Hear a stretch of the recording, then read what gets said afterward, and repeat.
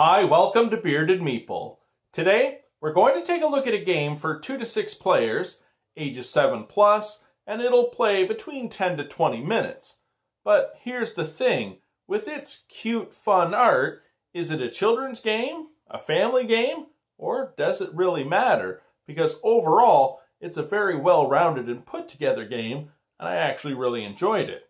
If you've played Cockroach Poker and you like that bluffing mechanic, you're going to love this game. I just thought it was a 2.0 version, something a little more meatier and had some substance to it. It's brought to us by Druid City Games. It's Barnyard Roundup. Let's take a look at it. In the game, we have 3 types of tokens: the burglar, scarecrow, and excuse me token. We'll explain their use a little later. In the cards, we have a chicken, goat, sheep, pig, and cow, valued 1 through 5. The crow is worth -5 points. The copycat can imitate any of the other 6 animals. It's a set collecting game, so if you collect the most of a particular animal, you'll receive bonus points, and there's also a set bonus as well. Let's take a look at the setup and then the gameplay. You set out the bonus cards and shuffle the animal deck. For each player, you would take 1 burglar token and 1 excuse me token and mix them up face down. Each player would randomly select one and look at it secretly.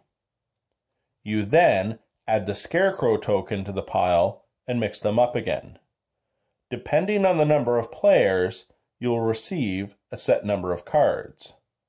Then, 8 cards are randomly discarded from the deck, and you're ready to begin. Actions on your turn include pass cards to any other player, play burglar tokens, draw cards, and end your turn. When you pass cards to another player, you take 1 or more sets of a particular animal from your hand and place them face down in front of another player, and you state what the cards are.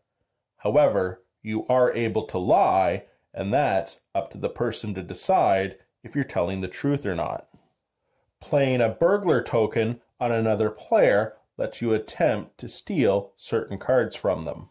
After attempting to play cards and or tokens, you draw back up to your hand limit, and it's the next player's turn. Let's take a look at some of the bluffing examples, how certain cards work, and the tokens. Here are some different examples of how bluffing works. Player 1 says these are 2 cows. Player 2 might say, no, it's not. The cards are revealed. It was cows, so player 1 gets to keep the points. Player 1 says these are 3 goats.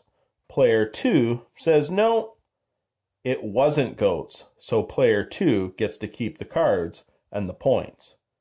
In another example, player 1 says these are 2 chickens. Player 2 says yes they are. The cards are revealed. It wasn't chickens, so player 1 gets to keep them. Player 1 says these are 4 sheep. Player 2 agrees and says yes, they were sheep, so player 2 gets to keep them. Another example, player 1 says these are 3 pigs. Player 2 says yes they are. However, it wasn't. They guessed wrong, and it's 3 crows. These have to be put into player 2's pen. And in the final example, player 1 says these are 3 pigs. Player 2 says no they're not. Player 1 now has to keep the 3 crow cards. When it comes to copycats and crows, there are a few additional rules. When it comes to passing sets, you are never allowed to say, these are 3 crows, or these are 3 copycats. Even though you can pass 3 crows, you can't say you're doing so. And copycats can never be alone. They must always be associated with another type of animal.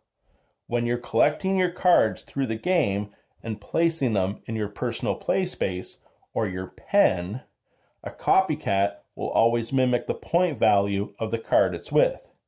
Even if it's with crows, they would be worth negative points. And in your pen, for every 3 crows you collect, you immediately draw an additional action token. By playing a burglar token, you may select a player and request all the animals of one type from the cards in their hand. You would place them in your pen. However, if they don't have any of that animal, you will receive all their crows in hand.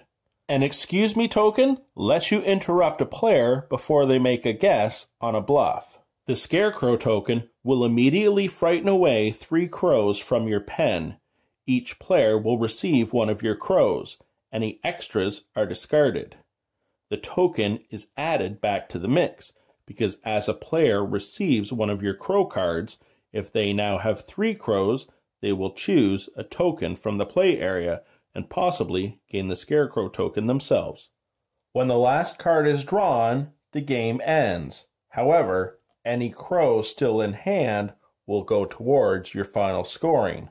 The player with the most points will win. And that, my friends, is Barnyard Roundup. Whether you're playing it with kids, your family, or just light casual gamers, the game's fantastic because it works.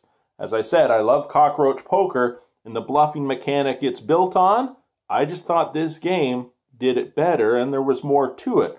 I like being able to use the tokens and interrupt people or scaring away the crows. It's just well done. The art's good. The quality of the card stock is nice. It's just a fantastic game.